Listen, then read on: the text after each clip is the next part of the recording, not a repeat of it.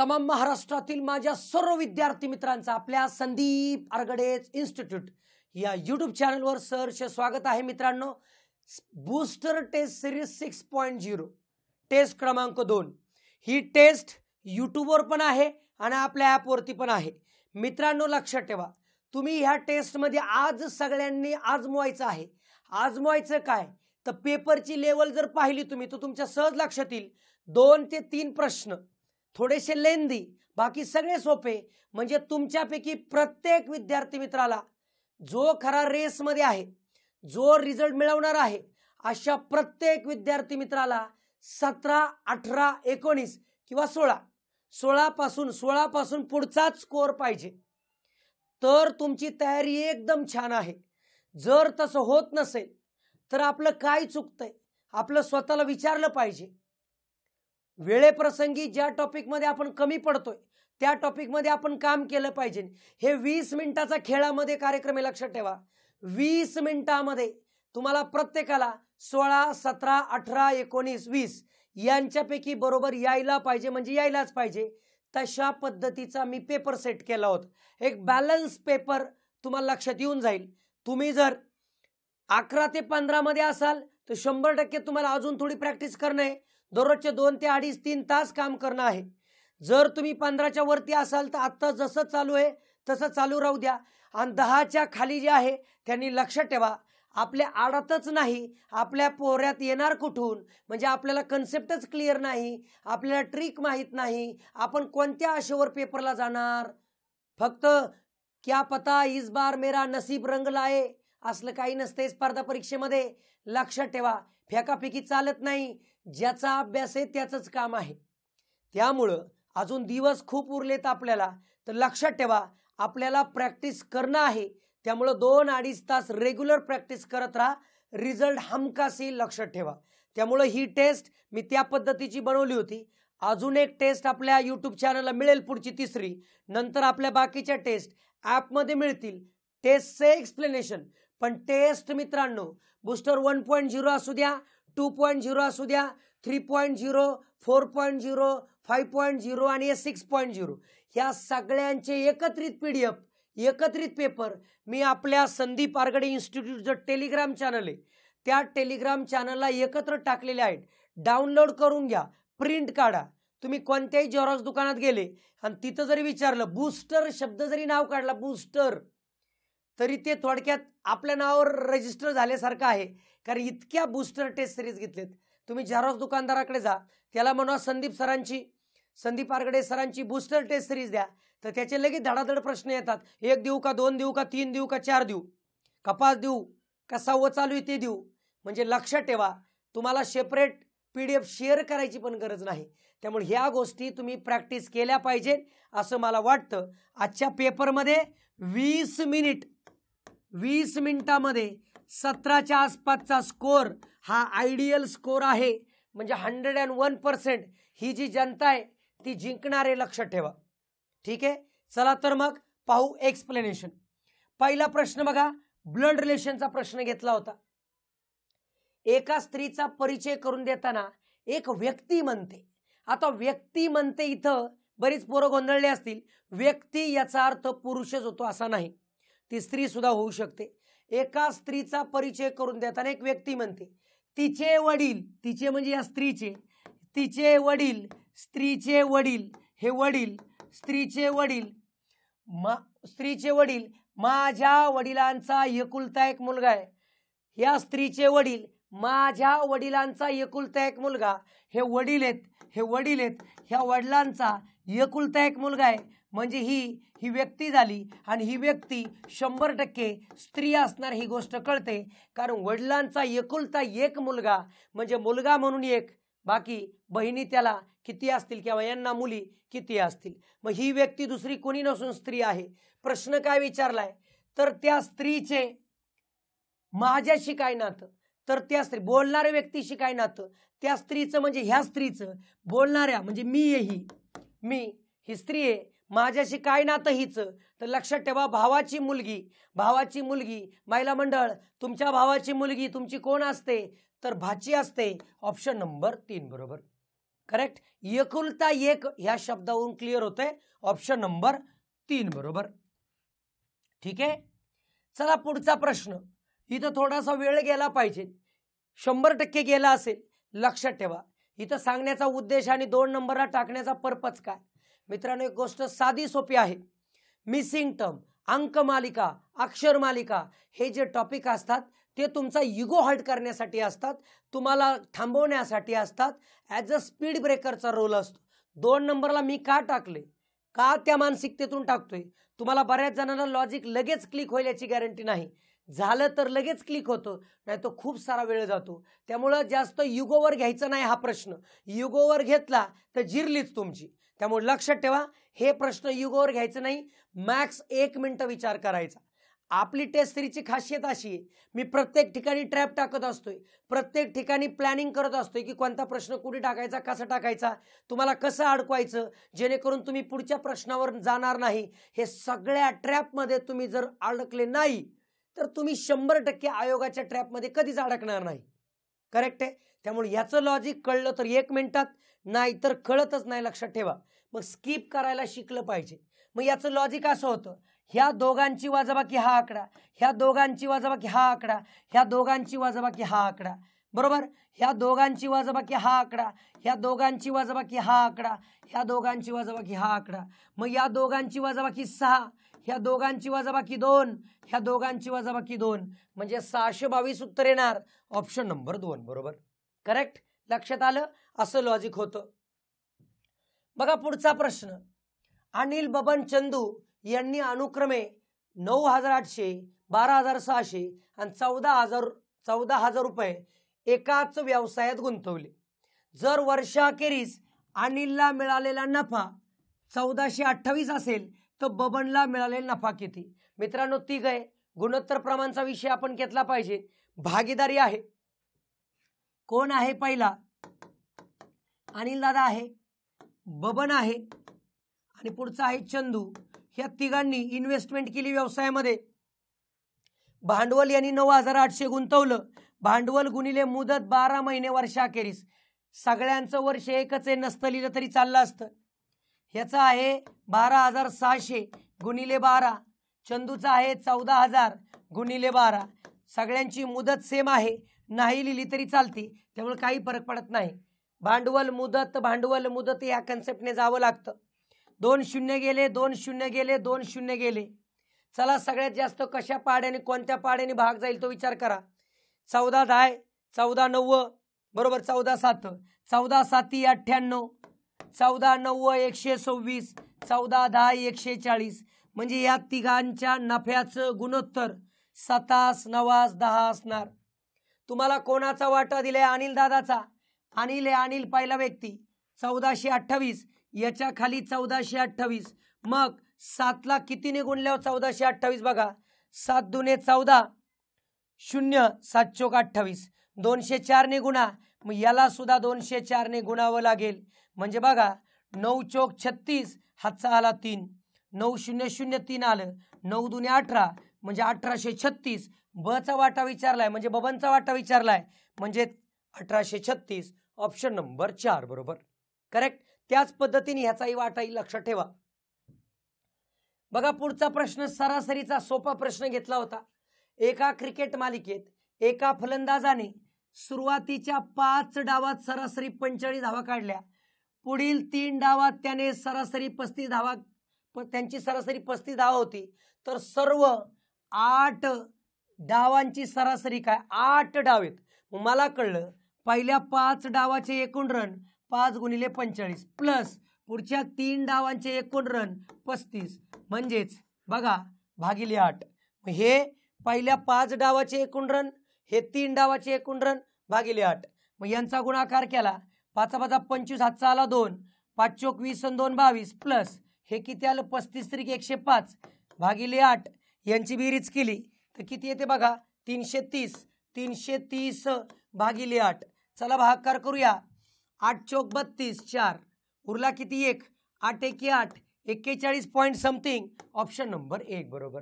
म्हणजे पर्यायावरती आपली त्या क्षणी नजर पाहिजे, लक्षात ठेवायचं. ओके. चला पुढचा प्रश्न दिशा ज्ञान चाचणीचा सोपा प्रश्न घेतला होता। किशोर 20 मीटर उत्तरेकडे सरळ चालला।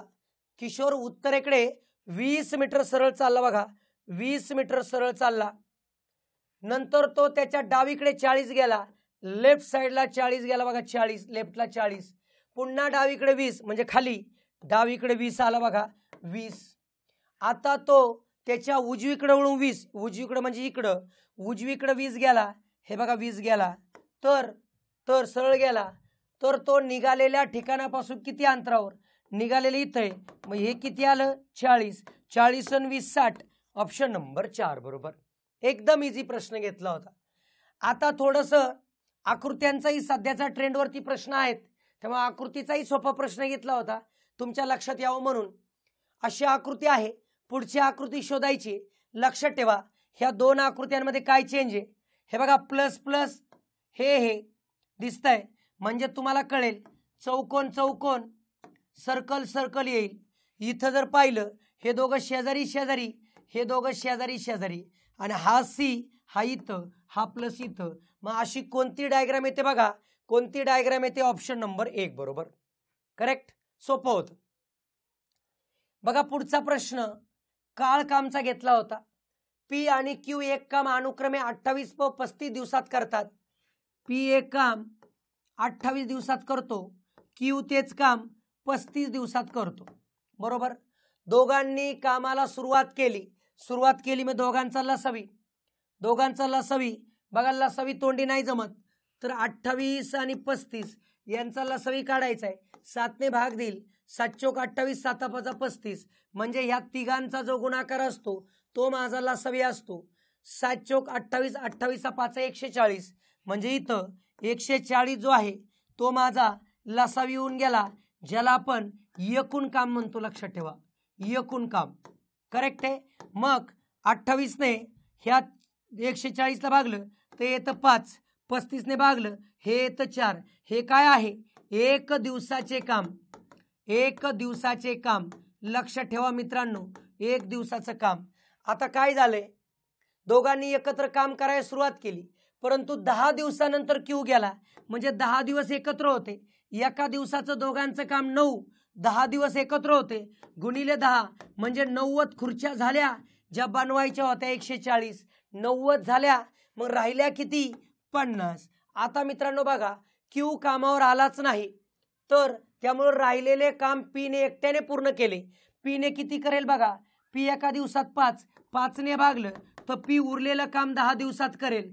आपल्याला उर्वरित काम किती दिवसात विचारलंय का नाही, तर संपूर्ण काम पूर्ण होण्यासाठी किती दिवस लागले असतील। आता मला सांगा, ह्याचं उत्तर 10 नाही बरं का, हे 10 उर्वरित कामासाठी आहे।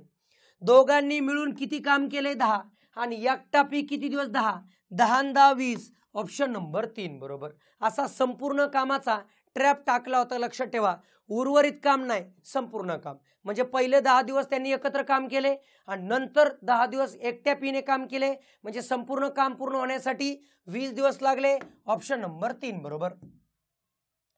बघा आता 8वा, जाणून बुजून 8वा प्रश्न जे टाकलाय, ट्रॅप आहे, वेळखाऊ प्रश्न आहे, खूप मोठा, असा प्रश्न स्किप करून पुढे जायला पाहिजे, कारण हा वेळ जाणार। मित्रांनो लक्षात ठेवा प्रश्न कसा आहे, मधु शोभा हे नाट्यलेखन व कम्प्युटर सायन्सचे चांगले आहेत, अंजली व मधु कम्प्युटर सायन्स व भौतिकशास्त्र। मला कळलं लोकांची नावं आहेत आणि विषयांची नावं आहेत। चला मी लिहितो, ही मधु आहे, मधु आहे, पुढे कोण आहे शोभा, मधु शोभा, पुढे आहे बघा व्यक्ती कोण आहे अंजली, अंजली, पुढे व्यक्ती कोण आहे बघा अंजली झाल्यानंतर पूनम निशा, ही पूनम आहे आणि निशा आहे, अशा 5 जणी आहेत। लक्षात ठेवा ह्या 5 जणी आहेत, क्लिअर, मला कळलं ह्या 5 जणी आहेत बरोबर। यांच्या बाबतीत काय दिले बघूया आता आपण, काय काय माहिती दिली, कोणकोणते दिले। हे दिले नाट्य, हे बघा नाट्य, नाट्य दिले, नंतर दिले कॉम्प्युटर, सोप्या भाषेत लिहितो कॉम्प्युटर, नंतर काय दिले बघा भौतिक, बहु शब्द येतो भौतिक, नंतर काय दिले बघा इतिहास, इतिहास, नंतर काय दिले बघा इतिहास झाल्यावर गणित, गणित। मग हे शॉर्ट मध्ये लिहिलं, आपल्याला फक्त टिक करायचंय, तुम्हाला जे प्रश्नांचं उत्तर सहज मिळून जाईल इथे लक्षात येईल.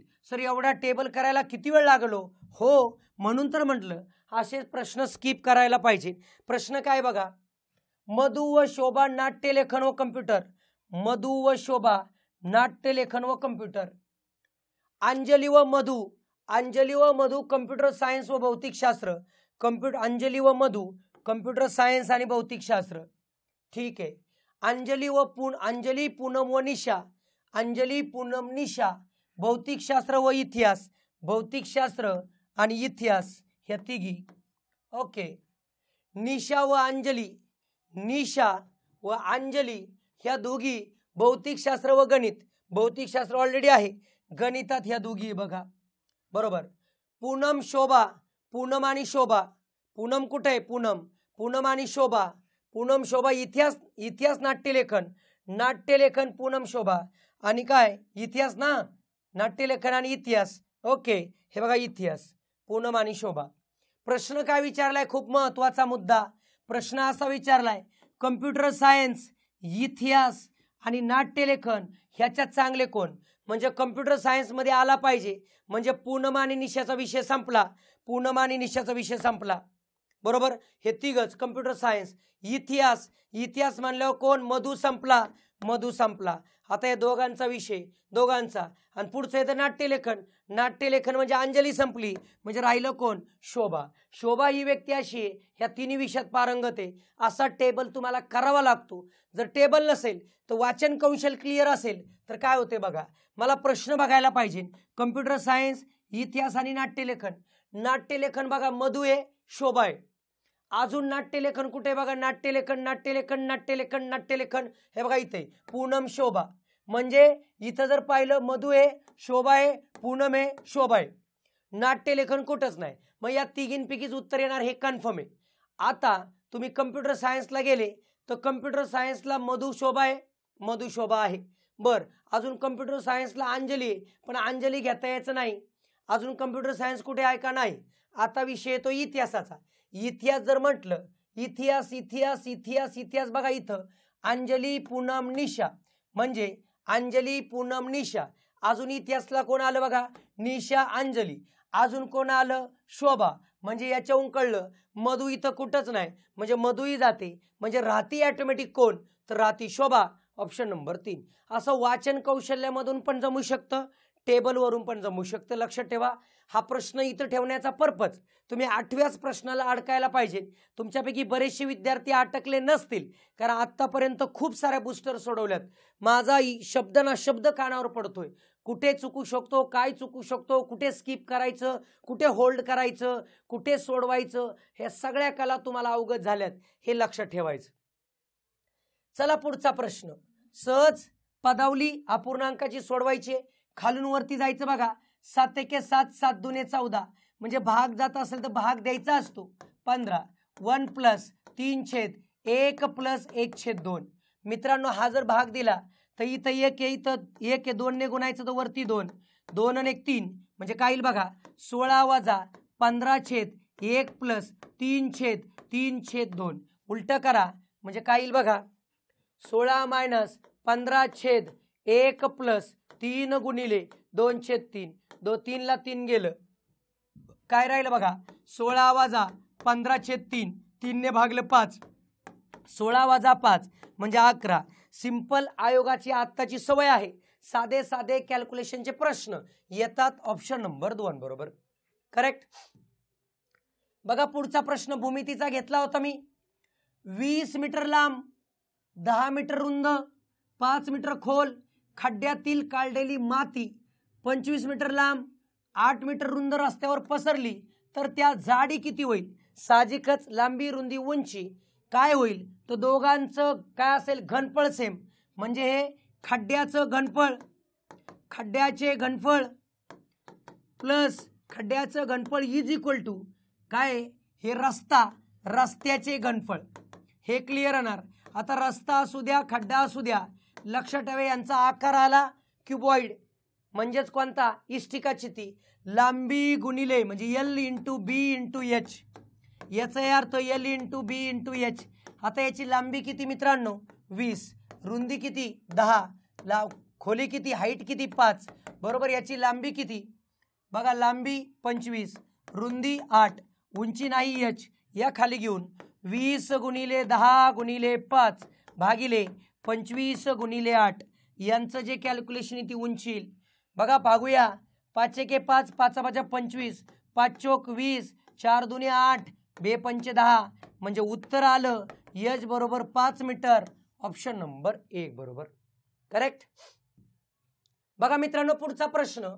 एका सांकेतिकांकामध्ये गदिमा ह्याचं कोडिंग हे दिलेलं आहे, टीना या शब्दाचं कोडिंग हे दिलं आहे, तर मॅड टीना याचं कोडिंग काढायचंय. इथं जर पाहिलं तर जी ची कोडिंग 7 आहे, ए ची कोडिंग 2 आहे, डी ची कोडिंग 5 आहे, आय ची कोडिंग 4 आहे, एम ची कोडिंग 3 आहे, ए ची कोडिंग 2 आहे, असं आहे. मग एम ची कोडिंग बघा 3 येणार कन्फर्म, ए ची कोडिंग 2 येणार कन्फर्म, डी आहे 5 येणार कन्फर्म, टी आहे, टी ची कोडिंग 6 येणार कन्फर्म, म्हणजे 32 56. सुरुवातीला कुठं आहे 32 56. ऑप्शन नंबर 4 बरोबर. असं इलिमिनेट करत जायचंय, सहज सोपं. बघा पुढचा प्रश्न, सहज सोपा सिलोलिझमचा प्रश्न. आकृती तुम्हाला सगळ्यांना कळते आणि कोणत्याच विद्यार्थी मित्रा चुकत नाही. सर्व टंकलेखक लघुलेखक आहेत. सर्व टंकलेखक म्हणजे आतमध्ये आलं टंकलेखक. सर्व टंकलेखक काय आहेत? लघुलेखक. लघुलेखक. सर्व टंकलेखक लघुलेखक आहेत. काही लघुलेखक मुली आहेत, मुली. काही लघुलेखक मुली आहेत. ही डायग्राम क्लिअर. ह्याच्यावरून बघा, काही मुली टंकलेखक आहेत, काही मुली टंकलेखक आहेत म्हणतायत कन्फर्म. सांगता येणार नाही बाबा. एकही टंकलेखक मुलगी नाही असंही सांगता येणार नाही कन्फर्म. नाही कन्फर्म सांगू शकत नाही. असू शकतं नसू शकतं, कन्फर्म सांगता येत नाही. हे किंवा हे असं असू शकतं असतं, पण इथं नाहीये, म्हणजेच ऑप्शन नंबर 4 बरोबर करेक्ट. याचं उत्तर हे किंवा हे असं असू शकलं असतं, पण ते नाहीये.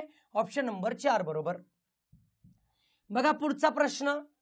जर 1 जानेवारी 2100 रोजी नव्या शतकाची सुरुवात होत असेल तर त्या दिवशी कोणता वार असेल? मित्रांनो, हा जो कॅलेंडरचा प्रकार आहे, दिलेल्या तारखेचा वार काढणे. दिलेल्या तारखेचा वार काढणे आपली स्टेप माहिती आहे. ह्याच्यावर शॉर्ट व्हिडिओ युट्यूबला आहे, इंस्टाग्रामला आहे, बरोबर. पहा, कोणत्याही तारखेचा वार काढायचा असेल तर 5 टप्पे असतात. पहिला टप्पा असतो तारीख काय घ्यायची, तर तारीख घ्यायची 1. महिन्याचा कोड. महिना कोणता आहे? महिना कोड. महिना मित्रांनो जानेवारी आहे, पण हे लीप इयर नाहीये, कारण शतक वर्षाला 400 ने भाग जावा लागतो. 2100 लीप इयर नाहीये, म्हणजे 0 कोड घ्यायचा महिन्याचा, बरोबर. वर्षाचे शेवटचे 2 अंक. वर्षाचे शेवटचे 2 अंक ते पण 00. लीप वर्ष. लीप वर्ष म्हणजे काय? ह्याला 4 ने भागून येणारं उत्तर 0च. आणि शेवटी येतो वर्षाचा कोड. वर्षाचा कोड. वर्ष काय आहे? 2100. शतक वर्ष आहे, शतक लीप वर्षाला किती येतो? 6. त्याच्या पुढचं शतक जे आहे त्याला येते 4. मग यांची बेरीज केली 5. 5 5 5 म्हणजे कोणता वार? शुक्रवार. म्हणजे नवीन शतकाची सुरुवात आपली शुक्रवारी होणार आहे. ऑप्शन नंबर 3 बरोबर. बघा पुढचा प्रश्न. एका व्यक्तीने 2 वस्तू विकल्या, 1500 रुपयाला विकल्या. 2 वस्तू विकल्या 1500 रुपयाला, बरोबर. पहिली वस्तू विकल्यानंतर त्याला 40% नफा झाला. दुसरी वस्तू विकल्यानंतर त्याला 20% तोटा झाला. तर संपूर्ण व्यवहारात त्या व्यक्तीला काय फरक पडला? टक्के टक्के टक्के. 2 पद्धतीत विद्यार्थी मित्रांनो मी नेहमी सांगितलंय, हे 1500 द्या सोडून. 2 वस्तू 1500ला विकल्यात. जर मला आकडा गरजेचा होता तर मी 1500चं मानाव घ्यायचं. जर माझा पर्सेंटेजचा विषय असेल तर मी 100% काय केलं पाहिजे? 100 मानून चाललं पाहिजे. 100 गुणिले 40% नफा होतो म्हणजे 140/100 आणि 20% तोटा होतो म्हणजे 80/100. बस एवढं कॅल्क्युलेशन करा. 100ला 100 गेले, 0ला 0 गेलं, 0ला 0 गेलं. 14 14 बघा 14 14 काय होतंय? 112. म्हणजे काय होता असं तू 100, काय झाला असं तू 112, म्हणजे 12 वाढले, म्हणजे 12% नफा. ऑप्शन नंबर 2 बरोबर. असं तरी करू शकता. किंवा ट्रिक पण आहे, x + y + xy/100. काय आहे परिस्थिती? पहिला नफा होता असेल तर प्लस घ्यायचं, म्हणजे पहिला +40 होईल. नंतर तोटा होतोय मायनस घ्यायचं 20. ह्या दोघांच्या चिन्हावरती पुढे मायनस चिन्ह. 40 गुणिले 20 भागिले 100. कॅल्क्युलेशन जर केलं तर 0ला 0 0ला 0 गेलं. +40 -20 -8 +40 -28 म्हणजे +12. +12 म्हणजे काय रे, तर नफा होतोय 12%. Option number 2. लक्षात ठेवा दोन्ही मेथड 100 मानून करू शकता किंवा त्या मेथडने करू शकता. 1500 मानावर घेऊ नका. 1500 मानावर कधी घ्यायचं, जर मला आकडा विचारला तर. बघा पुढचा प्रश्न सिटिंग अरेंजमेंटचा प्रश्न विचारला होता.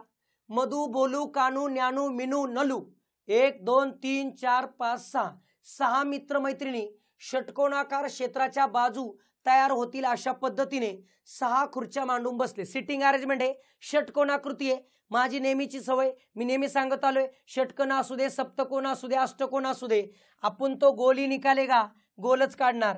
बघा 6 आहेत, 1 2 3 बरोबर. हे खुर्च्या मांडून बसलेत.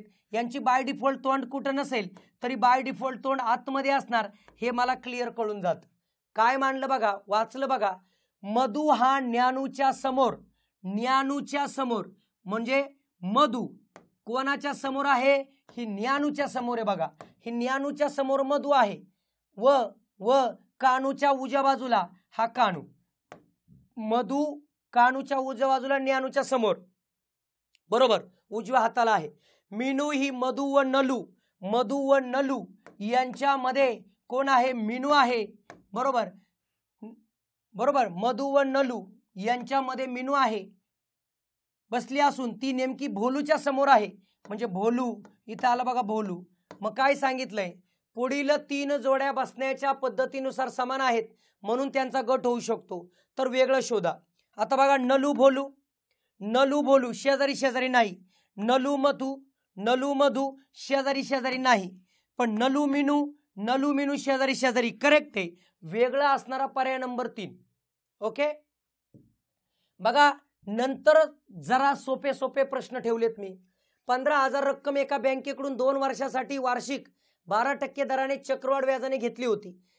जर ती रक्कम सरळ व्याजाने घेतली असती तर किती व्याज कमी द्यावे लागले असते. 2 वर्षाचं सरळ व्याज आणि चक्रवाढ व्याज यातील फरक लिहून घ्या. 2 वर्षाचं सरळ व्याज आणि चक्रवाढ व्याज यातील फरक P × R/100². P म्हणजे किती, 15,000. रेट किती आहे, 12/100. किती वेळा घेऊ, 2 वेळा घेऊ, कारण वर्ग आहे. मग कॅन्सलेशन करा. 2 0 गेले, 2 0 गेले. हा एक गेला, हा एक गेला. 2 ने भागलं 6 5, 5 ने भागलं 3. बघा 12 त्रिक 36, 36 गुणिले 6 6 6 36. हातचा आला 3, 6 त्रिक 18 आणि 3 21. 216 रुपये फरक पडतो. ऑप्शन नंबर 1 बरोबर. सरळ व्याज आणि चक्रवाढ व्याज यातील 2 वर्षाचा फरक लक्षात असू द्या. बघा पुढचा प्रश्न टिप करून ठेवा. हे 2 वर्तुळांच्या त्रिज्यांचं गुणोत्तर 5/7 आहे, तर क्षेत्रफळांचं गुणोत्तर काय होईल, तर लक्षात ठेवा हे त्रिज्या वर्गांच्या असते. लक्षात ठेवा म्हणजे R1² होते. लक्षात ठेवा क्षेत्रफळांचं गुणोत्तर हे त्रिज्यांच्या वर्गांच्या गुणोत्तरा इतकं असतं. जर त्रिज्या 5/7 असेल तर 5चा वर्ग आणि 7चा वर्ग, 5चा वर्ग 25, 7चा वर्ग 49. हे झालं क्षेत्रफळाचं गुणोत्तर. ही गोष्ट माहीत पाहिजे, त्यामुळे ते वाक्य व्यवस्थित लिहून घ्या. वर्तुळाच्या क्षेत्रफळाचं गुणोत्तर त्रिज्याच्या वर्गाच्या गुणोत्तरा इतकं असतं, म्हणजे 25 6 49. ऑप्शन नंबर 4 बरोबर. सोपे सोपे प्रश्न शेवटी ठेवलेत.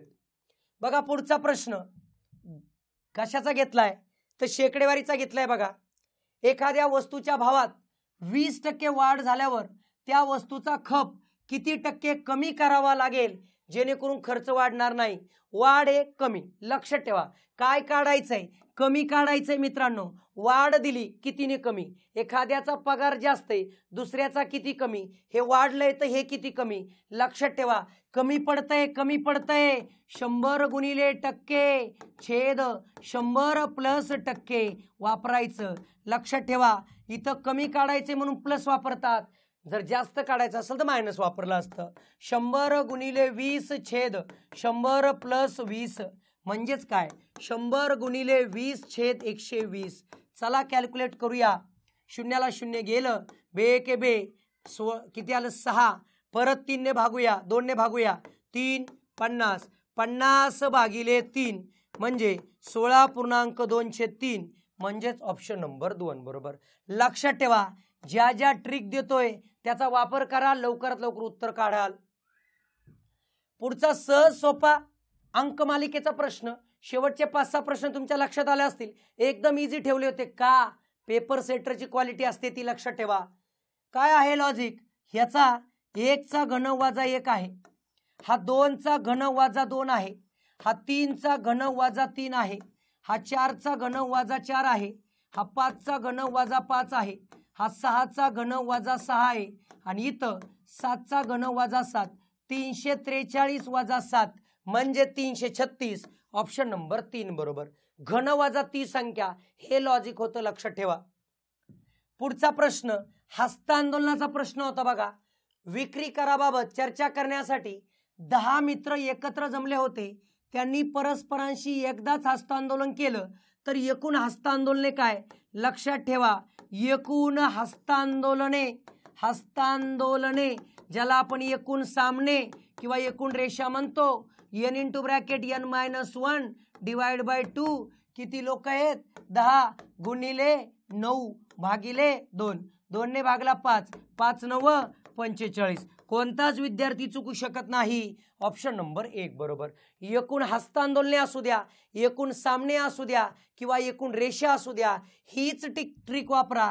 मोजून 5 सेकंदाचा कार्यक्रम आहे, त्यामुळे बूस्टरच्या माध्यमातून सगळ्या प्रकारच्या प्रश्नांची प्रॅक्टिस झाली पाहिजे. त्यामुळे मित्रांनो, तुम्हाला सगळ्यांना माझं विनंती आहे, सगळ्यांनी बूस्टर टेस्ट सिरीजचा पेपर आपल्या टेलिग्रामला बरोबर 12 वाजता दररोज टाकला जातो. प्रत्येकाने तुम्ही तो पेपर डाउनलोड करा. सर प्रिंट काढायला माझ्याकडे पैसे नाही, डाउनलोड कर, मोबाईलवरती सोडव, पण तू बाबा सोडव, कारण तू जर प्रॅक्टिस केली तरच तू जिंकणार आहे. त्याचं टाइम टेबल दिले बघा मी इथं, आपल्या टेलिग्रामला पण टाकलेलं आहे. कोणकोणत्या दिवशी पेपर होणार आहे, टोटल 15 पेपर होणार, ते पाहायचं. तुमचा ह्या पेपरला जर 15+ स्कोर असेल तर फक्त दररोज एक पेपर सोडवा. जर 10 ते 15 मध्ये असेल तर 2-2 पेपर सोडवा. मग 4.0 आहेत, 5.0 आहे, 3.0 कोणताही सोडवा. आणि जर बिलो 10 असेल आणि जर शेवटच्या काळात काय करू सर, तर मी कंबाईंड टार्गेटेड बॅच लॉन्च केलेली आहे बघा. ती बॅच जॉईन करून तुम्ही काम करू शकता. 699 फी आहे. जे विद्यार्थी मित्रांची थोडी आर्थिक अडचण असेल त्यांनी माऊली हा कुपन कोड वापरा. तुम्हाला ह्या फी मध्ये सुद्धा 50% डिस्काउंट मिळेल. इथं सुद्धा टेस्ट सिरीजला सुद्धा ज्यांना 110 रुपये भरू शकत नाही त्यांनी सुद्धा माऊली कुपन कोड वापरा.